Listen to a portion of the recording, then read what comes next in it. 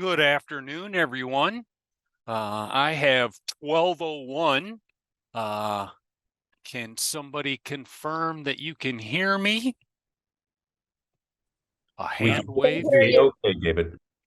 Excellent. Thank you, Eric. So as I was saying, good morning, good afternoon, depending on where you are. I hope everybody is warm and staying safe. It is bitterly cold out there today. We are going to go ahead and get started. Welcome to the first Wednesday webinar put on by CSEPP and KYEM. For those that are unaware, CSEPP is the Chemical Stockpile Emergency Preparedness Program. That's the chemical weapons that we recently just finished destroying down in Madison County and Richmond. While the weapons are destroyed, we still do have some secondary chemical waste that they are removing. So we want everybody to remain prepared for that.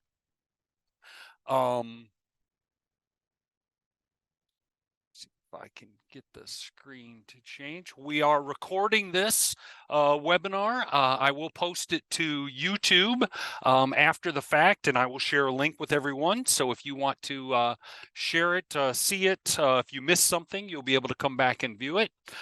We've put these Wednesday webinars together to provide public information officers and other communication-related fields with virtual opportunities to address topic-specific issues in a quick 1-hour monthly webinars.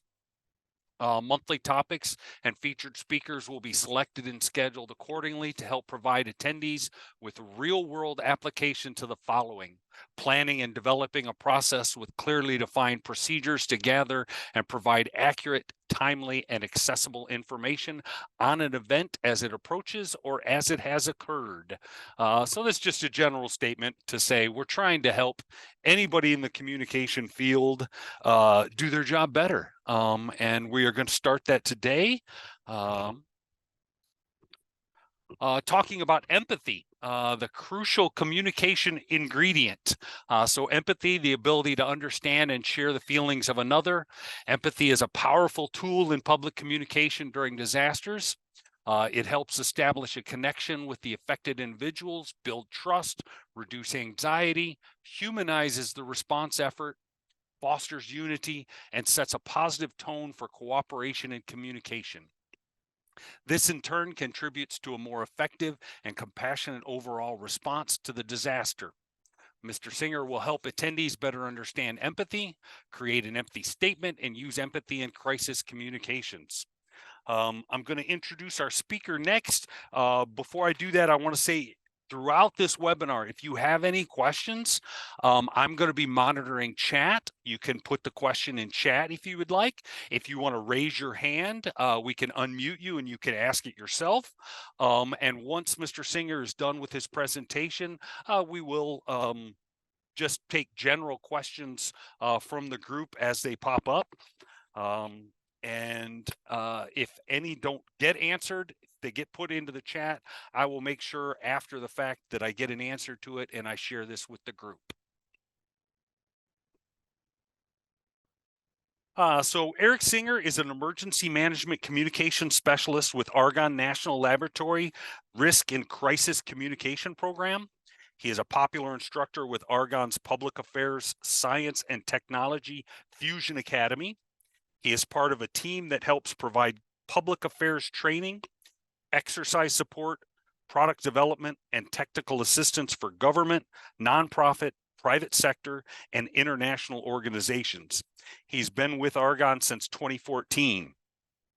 Eric has more than 30 years as an award-winning journalist in radio, television, print, and online.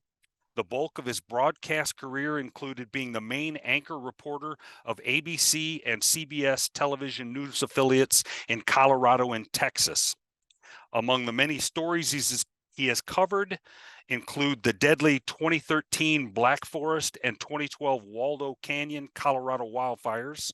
He's covered political debates, interviews of presidential candidates, and the 2001 capture of the 2 remaining Texas 7 inmates who had been on the run in Colorado. So I would like to welcome Eric. Eric, the floor is yours. Thank you for being here today. Well, thank you very much. And I'm sorry that it's so cold in Kentucky. I was just taking a look and seeing what your forecast is. In Kentucky, right now, it's 14 degrees in Lexington area and a high of only 26 degrees. As David was saying, it's bitterly cold.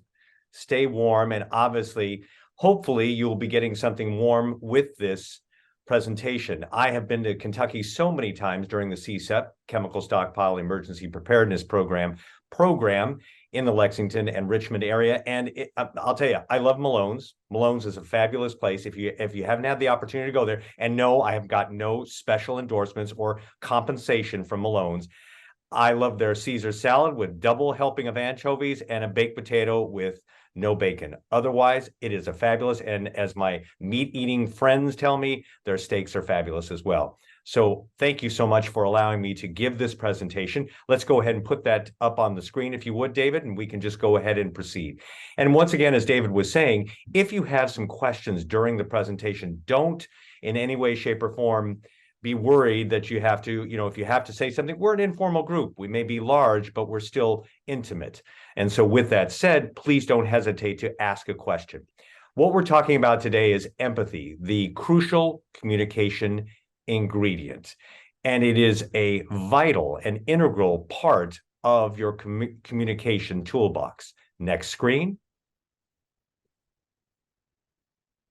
What we're going to learn today as part of our objectives, one, this specialized training to help you understand and use empathy to better connect with your stakeholders, internal stakeholders, the people who you work with, your neighbor, the person down the hall, inside your organization, and your external stakeholders. That's the public, the news media, your mother, father, sister, brother, etc., your niece, nephew, everyone outside of your building who needs to hear your message and connect with you. We're also going to identify best practices to communicate with empathy in crisis and sunny days communications.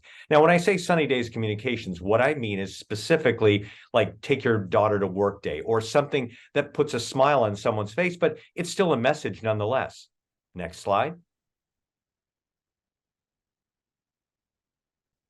Why is empathy important? Let's take a moment to look at this. People need to know you care before they care what you have to say. Take a moment to ingest that. They need to know you care before they care what you have to say. As a public information officer, PIO, or public affairs officer, PAO, or any communicator, you have to have that communication. In television for many years, I had a high Q factor because I connected with those viewers. You as public information officers, especially during crisis communications, need to connect with those viewers and the people who are listening to your message. Next slide.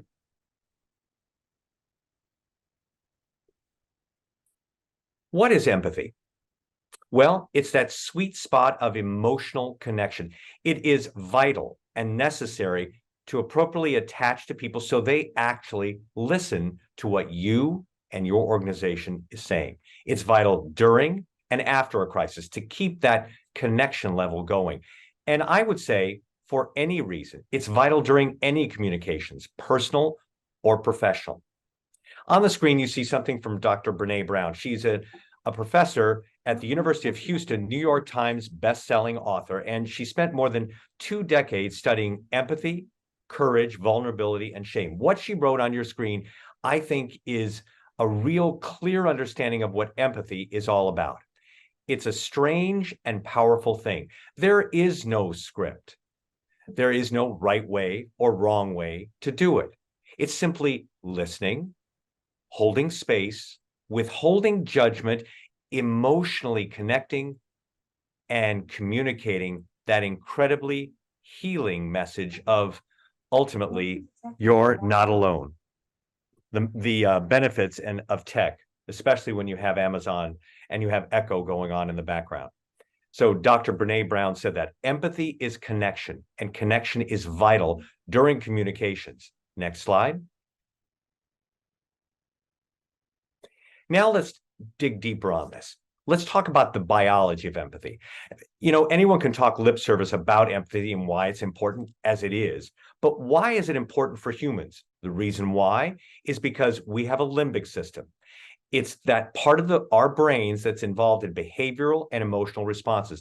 It plays a role to control and reduce emotional behaviors like fear, rage, depression, and anxiety. And ultimately, it's integral to your survival because it helps care for our young. And this is where it links to our communications, that fight or flight response. And I would also say for you to be able to help communicate important instructions about the do's and don'ts during a risk crisis communication and making sure the people, internal and external stakeholders, are actually listening to your advice and why it's vital for you to be able to connect with them.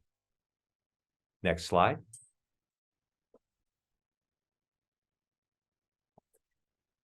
All right, let's think about that connection for a moment. Humans are mammals. Mammals have limbic systems with that full range of emotions. We can emotionally connect to other mammals' limbic systems. Like, for example, the third and fourth pictures of those dogs, those are my dogs. I connect with them. Everyone has that ooh and ah factor with their pups or their cats or their birds, etc. Well, Toby's on the left. My wife is a former police officer, former detective, homicide detective. So we put her cap on him because he's more her dog. And then we have Gemma. Now, this will be the first time, I think, of the year and possibly of the year where we'll have some guest appearances. This is Gemma, that fourth one that I emotionally connect with, and so does my wife, Geraldine. Hopefully you'll connect with it too and have a smile on your face. And then we have Toby on the right, coming up from the right. Once again, a special guest saying hello.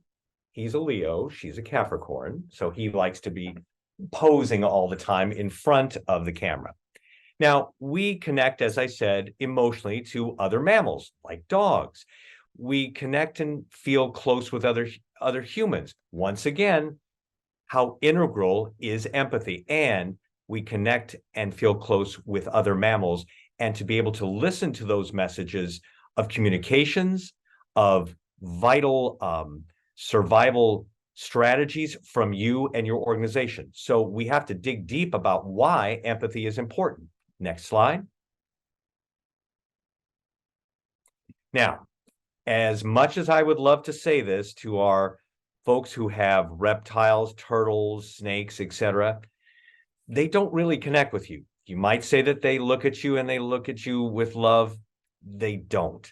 And we cannot technically emotionally connect with those non-mammal parts of our environment. For example, I'm in Florida, in the Florida area, in the between Tampa and Sarasota. We have alligators. I have 2 alligators in our neighborhood. One's called Big Al. He's huge. He's about 16 feet. As long as you leave him alone, he'll leave you alone.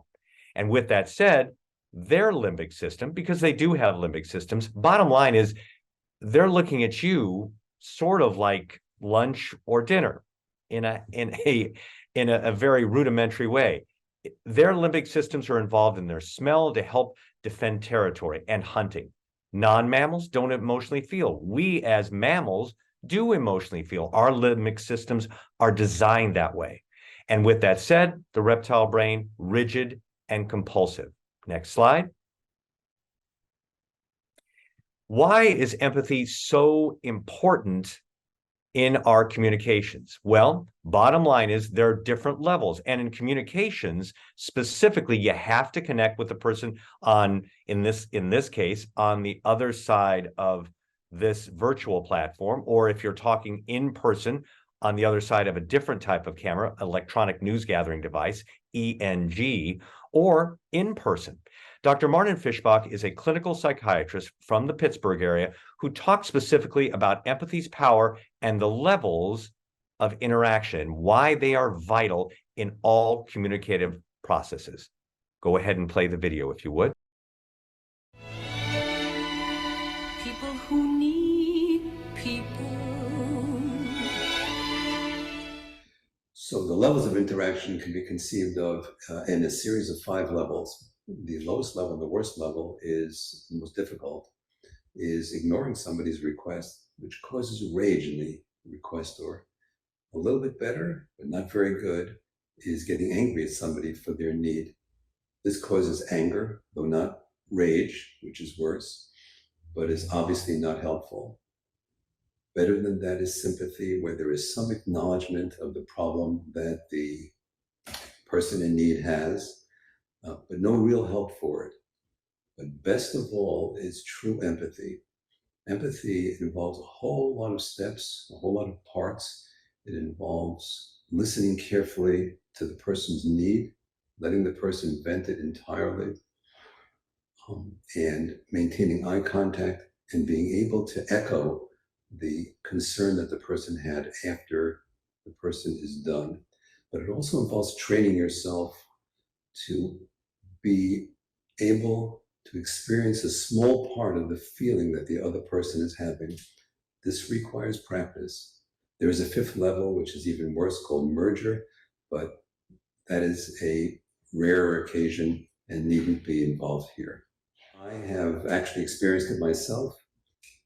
When I was a resident, when I was a younger resident, I had a patient who was the most dangerous patient I had ever encountered. He was a killer. He was a Green Beret and an expert marksman within the Green Berets, and had been known in the newspapers to kill multiple people in Vietnam and multiple people in our country.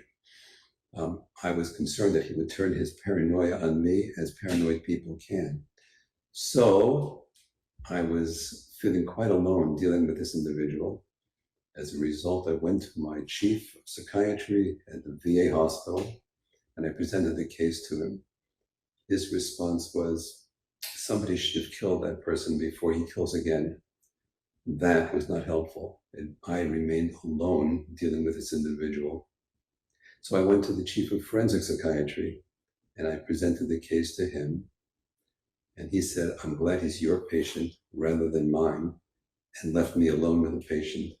I was even more frightened now. So I went to the chief of the residency program, and I presented the case to him, and he listened carefully and let me finish my presentation. And at the end, he said to me, and I'm going to quote him, Marnin, I do not know what to do with this patient any more than you do, but I will stay with you as we figure it out together.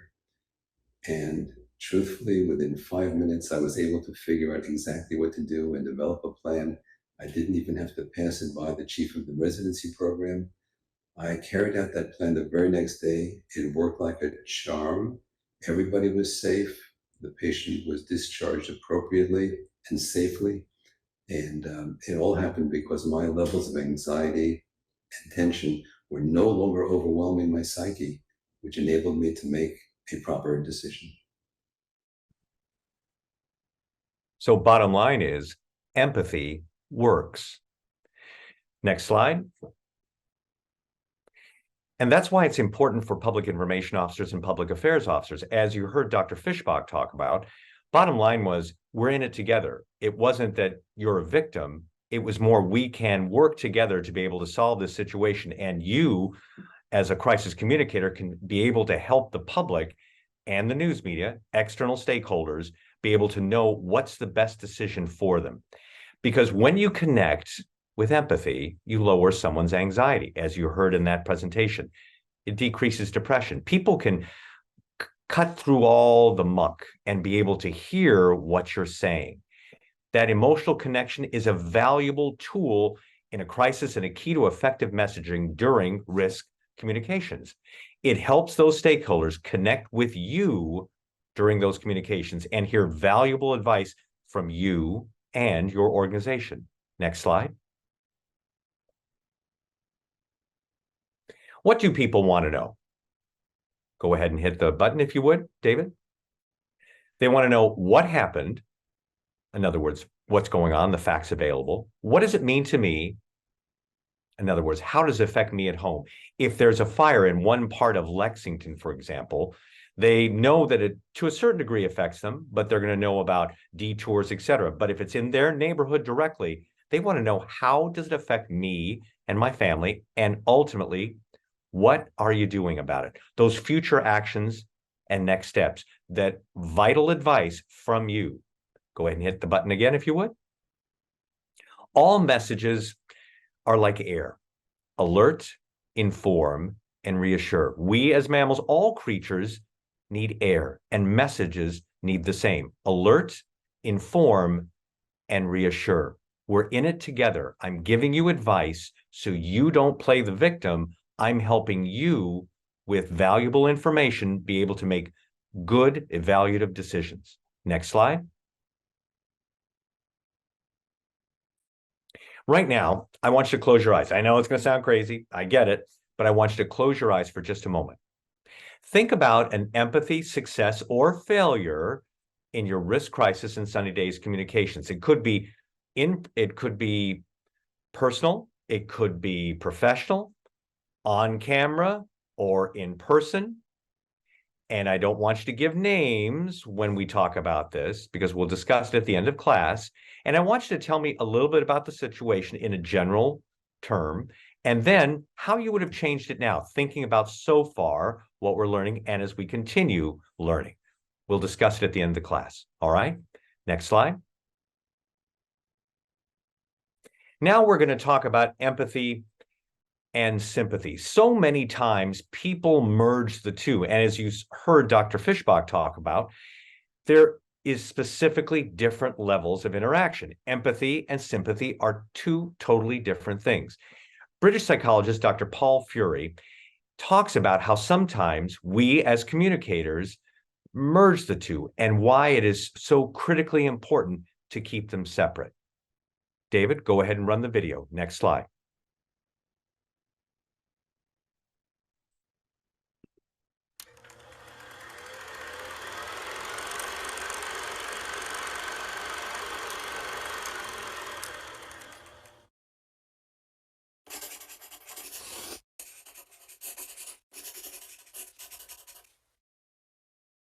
Stuff goes wrong for all of us, and at some point, it's our turn again to land in the pit of despair.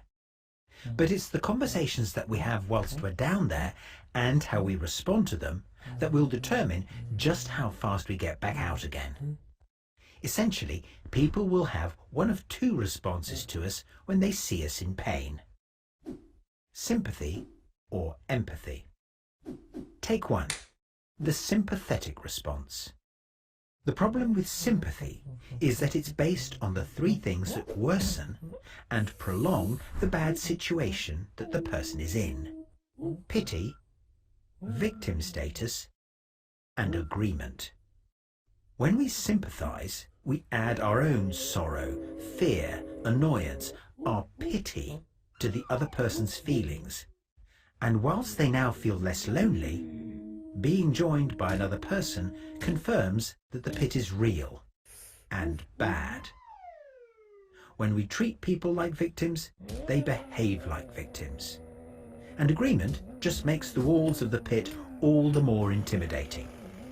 Sympathy always ends in the same way, with a bungled rescue attempt, which almost always fails, because deep down, we don't want to be rescued. We want to be right. Okay, everyone, take two, quiet on set, roll camera, and empathy. When we empathize with someone, we have the power to change the game. By reflecting back the feeling that we see the person having, we show them that they have been understood, deeply understood. By reflecting back their circumstances in plain words, we help them to step back and regain perspective. And importantly, the belief that they can repair their own situation for themselves. When all's said and done, sympathy can actually feel nice for a bit. But when it comes to getting to a solution, only empathy has the power to get someone up and running again. Okay. Take three.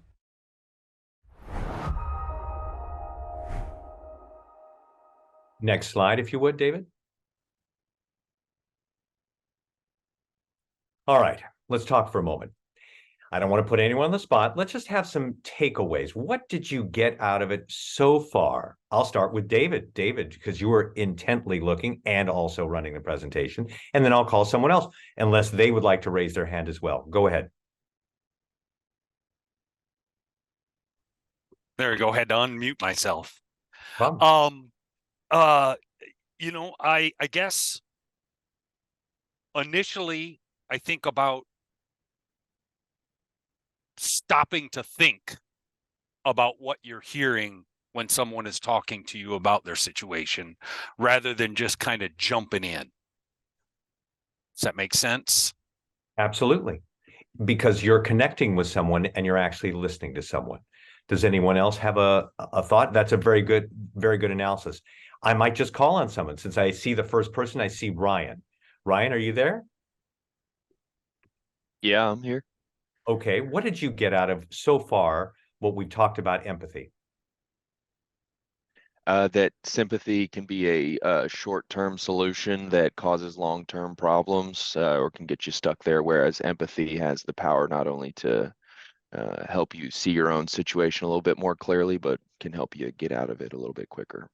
Absolutely. Good analysis, Ryan. And we'll take it one step further. The fact with Ryan, when we're talking about that, bottom line is you're helping empower people with good decision-making processes, as opposed to making them just flounder and not hear what you're saying to help them. Good job. Nice job, both of you. Let's go ahead and go to the next slide, if we would. All right, this is an empathy success. This isn't a real world situation. This was earlier this month. This was the Iowa school shooting news conference.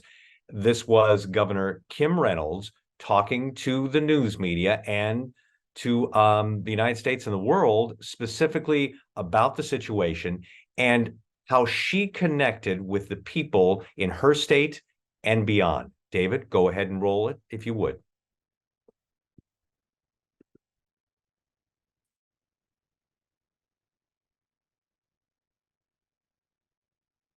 It strikes at the heart of everything that we hold dear. This senseless tragedy has shaken our entire state to the core, and I want this community to know that every Iowan stands with you.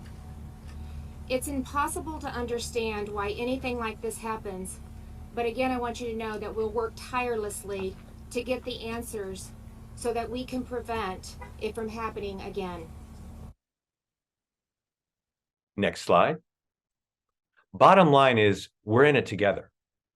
It's not, I'm not showing an air of sympathy. I'm showing that we're in it together. We're trying to connect. And also, I would say with Governor Reynolds, it's about voice control, volume, pitch, pace, tone, and silence. Richard Strauss, famous composer, human voice, the most beautiful instrument of all, but the most difficult to play. Did she practice that with her public information officers, that opening statement in her news conference? Of course she did. Practice does make perfect. I've relayed this story in different classes that I've spoken to, but probably one of the best communicators I had the opportunity to be able to interact with was Donald Rumsfeld, Secretary of Defense in the Gulf War. For lack of a better analysis, he was the brain trust for shock and awe in the Gulf War in Iraq. He never had to speak any higher than about this. The reason why, his volume, because he commanded the room. Doesn't mean that this doesn't take practice, but he commanded the room because he didn't have anything to prove to anyone. And more importantly, he connected with people when he spoke with them.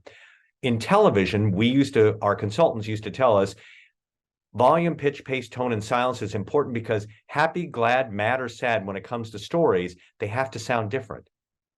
You can have a pause because smart people actually pause to collect their thoughts. They look down for a moment.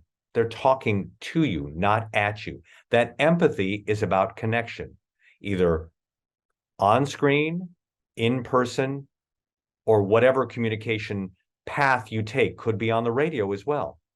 But it's that connection, those empathy statements, that empathy remark, that empathy interaction. Volume, pitch, pace, tone, and silence. Next slide. This is another empathy success. This was in June of last year, June 2023. It's hard to believe it's already 2024, but June of 2023, just months ago. This is the Titan 1C news conference where they acknowledged the fact that everyone on board that submersible was dead. It was that confirmation. You're going to be listening to Admiral John Mauger, the U.S. Coast Guard. David, please run the video.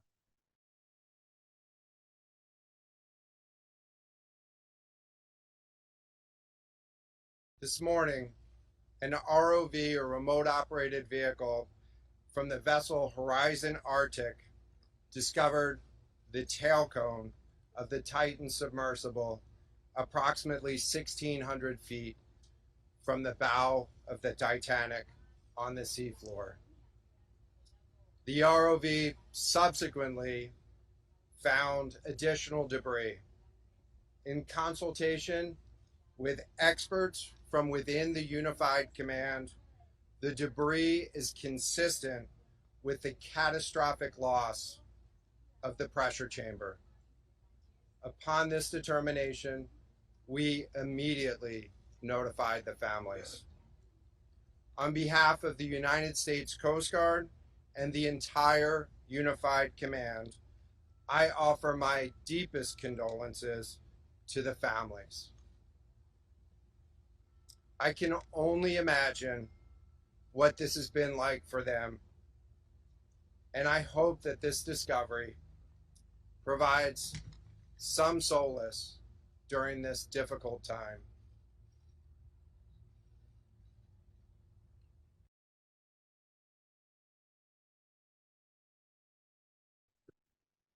Next slide.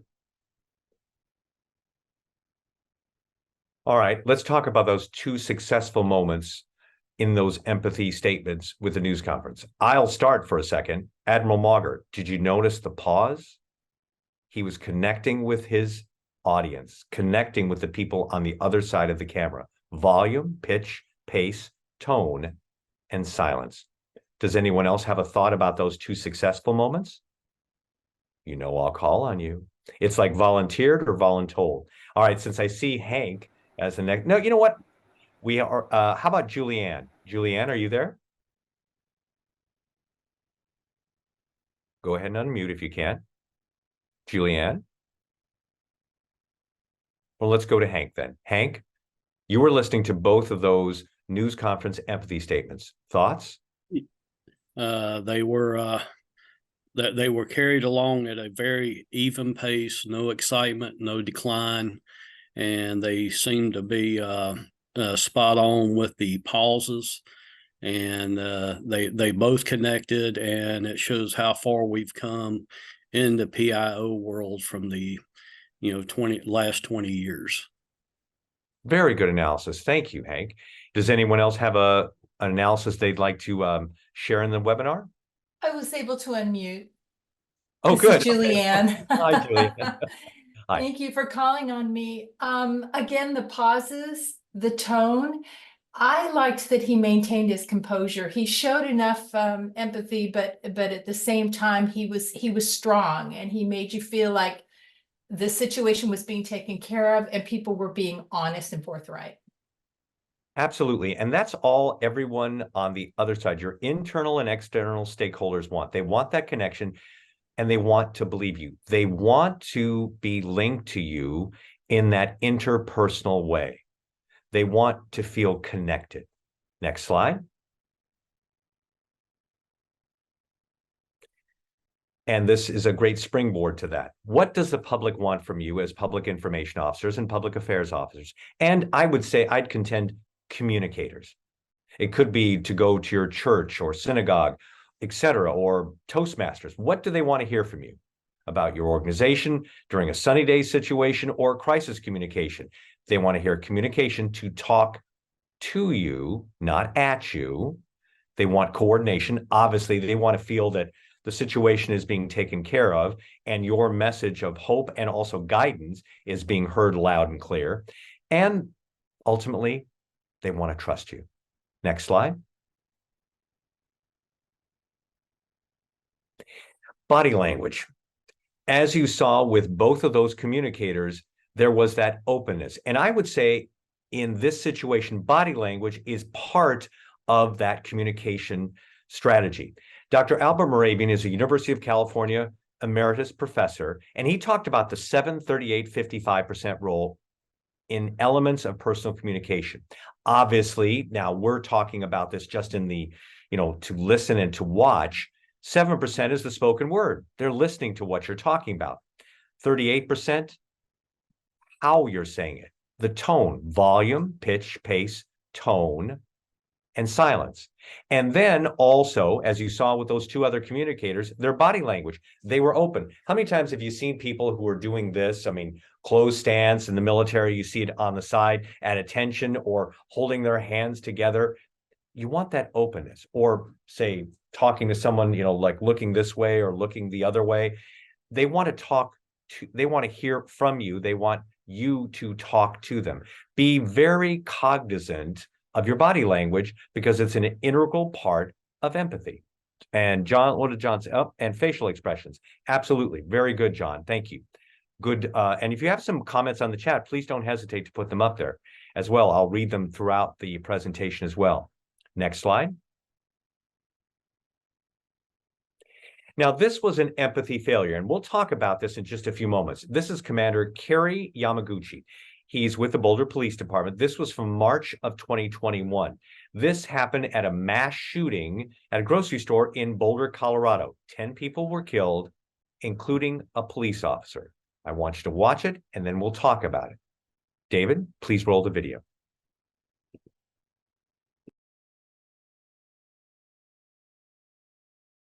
As Dion shared, we had a very tragic incident today here at the King Soopers. There was loss of life. We have multiple people who were killed in this incident. And I'm sorry to have to report that one of them was a Boulder police officer. During this trying time, I would ask the media and the public to honor the privacy of the officer's family and his co-workers here at the police department. Next slide. All right, what did we learn from that? I don't want to point it out. I want to hear from you. Who would like to give me a quick analysis of what didn't work in this situation? Anyone? Or I'll call on someone. Let's see. Real quick. Oh, please go ahead, Brad.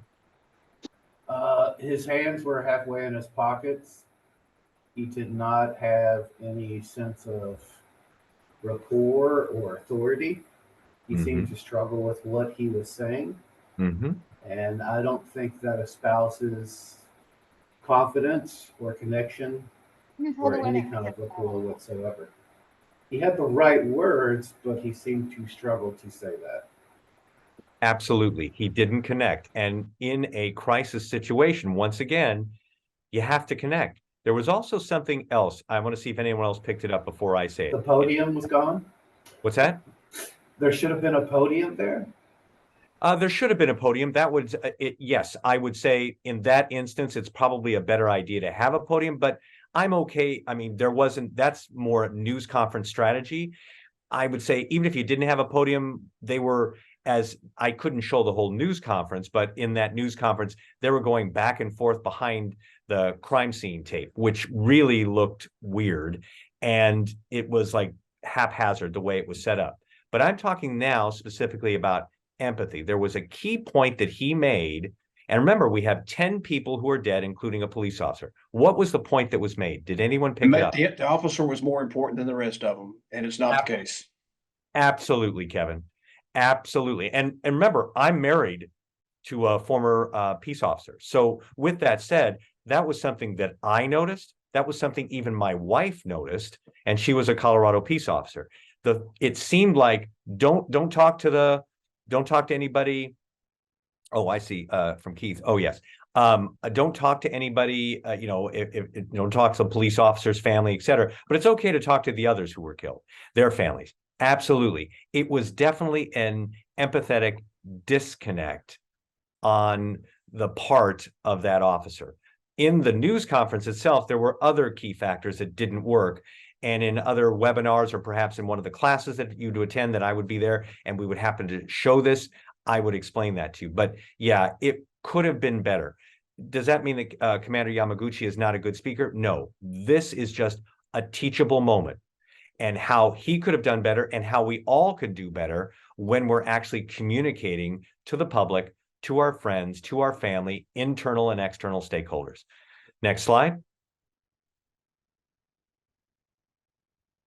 All right, remember a little bit earlier, we spoke a little bit about sharing empathy, success and failure in your risk, crisis, and sunny days communications. It could have been on camera or in person, could have been personal, could have been professional.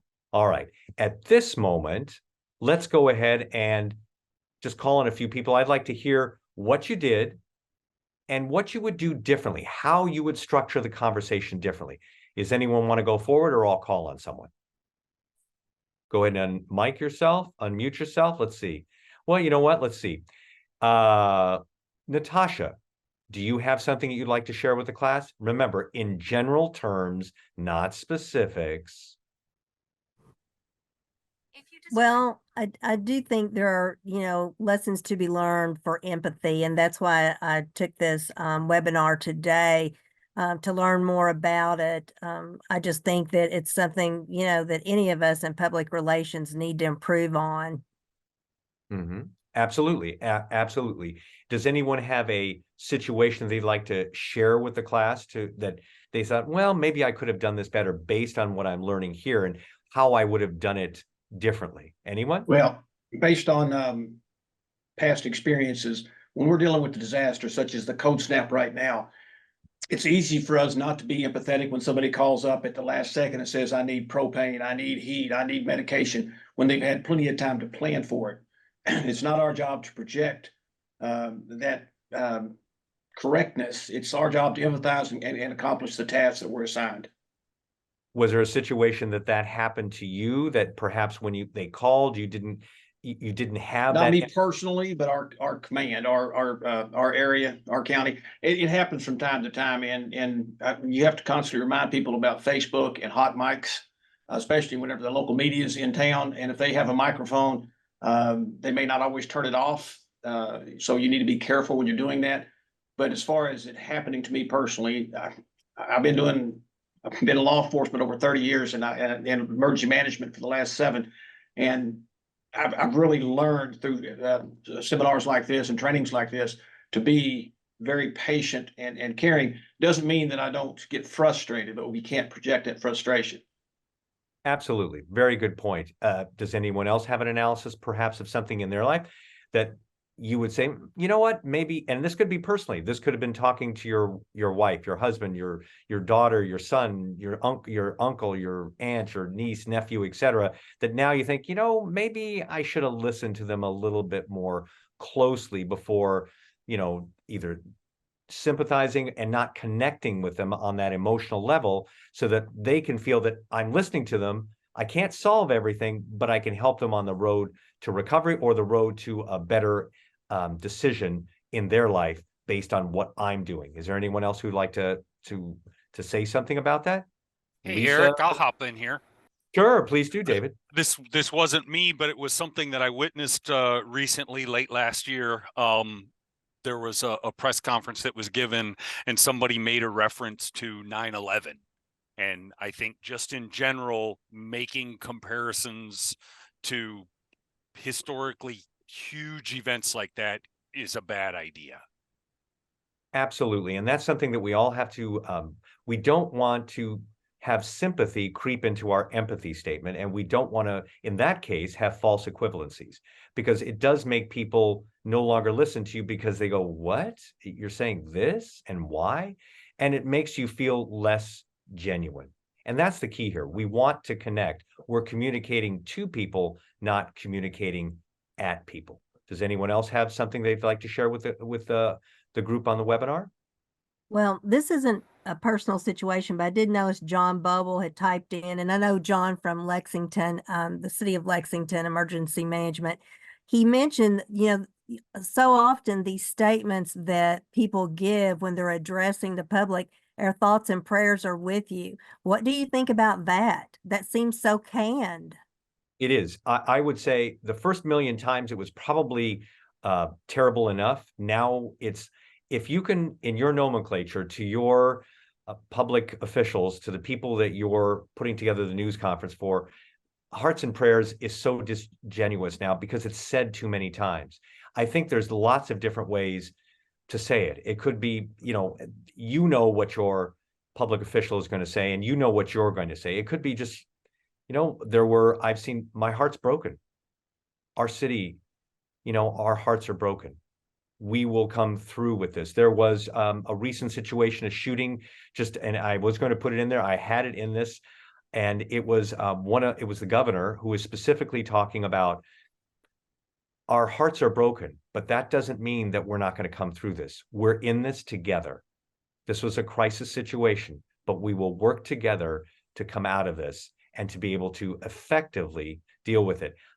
You know what I mean? You can use whatever verbiage is important to you, but hearts and prayers, don't use it. If I had to say that, I don't like absolutes, like never, but I will say in this case, absolutely positively never say hearts and prayers. And I went out on a limb here saying never, but I will say it's been done to death. You can say it in so many different ways, and you can also pause, like you heard Admiral Mauger talk about it. He just paused. I can never imagine what it would be like in this situation. And you could just pause. We're with you. We're here for you. Say it however you feel comfortable. But you know what? I would also tell your public official, or internally yourself, your public information officer, who is ever making that that on-camera appearance, or however, whatever medium it is, it doesn't matter. You be you. Be genuine. Be honest. You be you. And I promise that you'll feel comfortable, but that doesn't mean you don't practice it. You have to go over it, and go over it with your public information officer, the public official. Natasha, you were going to say something? No, I mean, yes, I just agree. It's just you hear it over and over. You also hear, we will pray for you, or I'll pray for you. And sometimes I don't know if that comes across real sincere either. I think it depends on the person. I don't think they're, like I said, hearts and prayers, that's one of those, don't do it. But if that person has had a history of being, a religious person, I think it's how it's said. I'm going to pray for you. Our community will pray for you. I think it depends on the person. If it's overused, okay, I think it's a bad idea. If it's someone who is genuine, who has that belief in God and is genuine about it, I think it's okay. I think it's how it's said, and from the person who said it. Mm-hmm. Okay. Does that make sense to you? Yeah, you just have to really, be careful what you say to people or to a person. Absolutely. And that's that's personal or professional. Any other comments?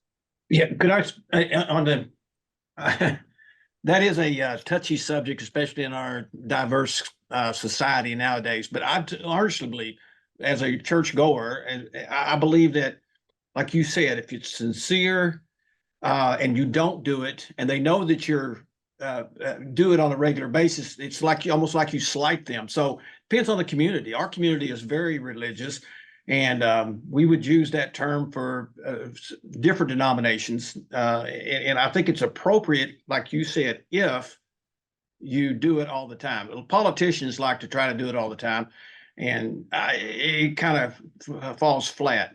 But on a case-by-case basis, I feel comfort when somebody wants to pray for me and during a trying time. But yes, it is overused, and when you see some certain people do it that never darken the door of a church, it is disenfranchised. Exactly. And I think everyone, and if we're just talking in a community, people in the community know about their leaders. They know, at least to a certain part, about their leadership. And be it a mayor or the governor or people, they know who they are, especially if they've been reelected. And with that said, they know who they are, where their values are, etc. I think certain people can get away with it. People who they don't know, Maybe not, but it's also on the presentation. And that's the key. And that's where you as public information officers have that ability to be able to talk to your, when you're setting up a news conference and you're going to be having the roles of the people who are the subject matter experts go in front of the camera or radio or social media or whatever platform it is, how to counsel them and guide them. And with that said, what they're going to say and how they're, to a certain degree, unless it's going to be something that is just immediate, that they just went off the cuff, which I hope they would never do, but you're going to help guide them and where they're going to go. So with that said, how that empathy connection is also going to go as well. But I think the lack of empathy in certain situations is as evident as the person who has empathy, especially in that one empathy failure and false equivalencies. Situations like that discount the whole message, because then they go, what? It's like when someone uses big words and abbreviations and acronyms and someone doesn't understand it, then they have to go to Google to understand it. Well, they've lost your message. It's 30 to 45 to a minute to 2 minutes. And you could have been giving life-saving instructions to a community, and they're just trying to figure out what you said. You just have to be really careful. So good thoughts, everyone. Next slide. All right, key takeaways. We're about to wrap up here, and I want to thank you.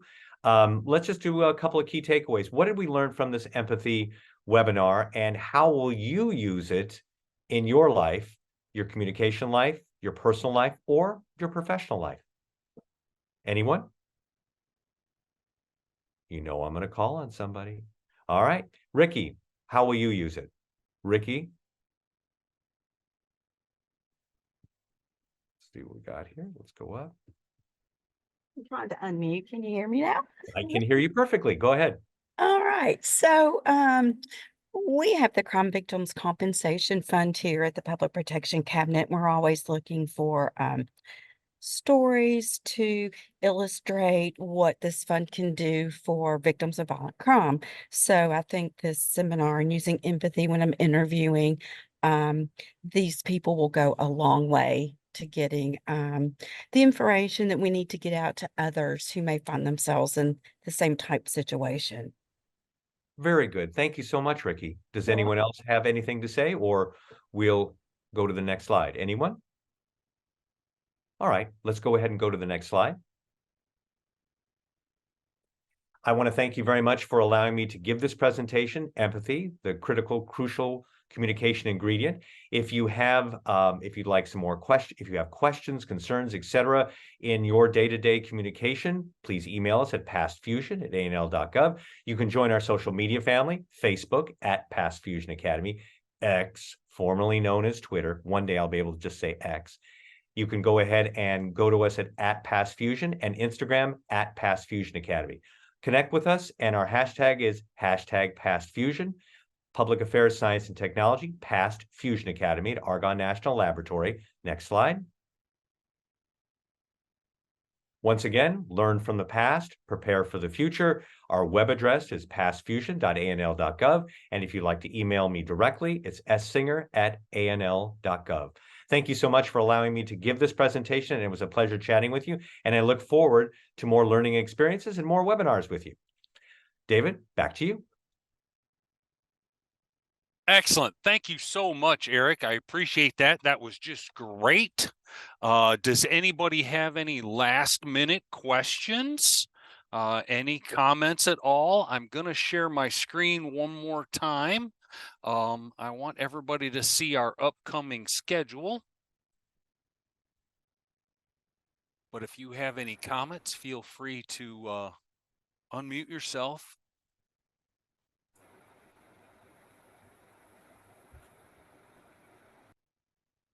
All righty. Our upcoming schedule, as I said, we are going to do these webinars on the third Wednesday of the month. I currently have 3 topics scheduled. So we've got February, March, and April all scheduled. I hope to have registration open for February's possibly by the end of the week, if not the first of next week. And then I'm going to try to get ahead of these and get registration open a little bit sooner. Next month, February, we are going to have the critical first hour in emergency communications. Our speaker is going to be Bronling Mishler. The webinar is going to talk about it's not if, but when a crisis will happen. Managing that crisis successfully takes preparation and planning. In this webinar, we'll talk about ways to set yourself up and your communications team up for success. You'll walk away with ideas for what to include or change in your crisis communication plan, ideas for integrating communications into existing training, and checklists of what to do in the first hours of a crisis, and a cheat sheet of first hour holding statements. So I noticed in the chat earlier, John Bobel mentioned about writing things up in blue skies and during an actual an event. Bronley's going to talk about getting things in the queue and writing holding statements ahead of time. So that will be great. And then lastly, in April, KYM is going to host an L105 public information and warning class. I hope to have registration open for this soon, but the dates are set for April 23rd to 25th. So I will keep everybody in the loop on that. Any other comments? Otherwise, that's all I have to say. Again, Eric, thank you so much. Applause to you. That was a great presentation. I appreciate it. And I will post this the recording of this to YouTube soon and let everybody know when. All right. Thank you so much, David. See you later, everybody. Stay warm. Yes, stay warm. Thanks, everyone. Have a great day. Thanks. Thank you. See you.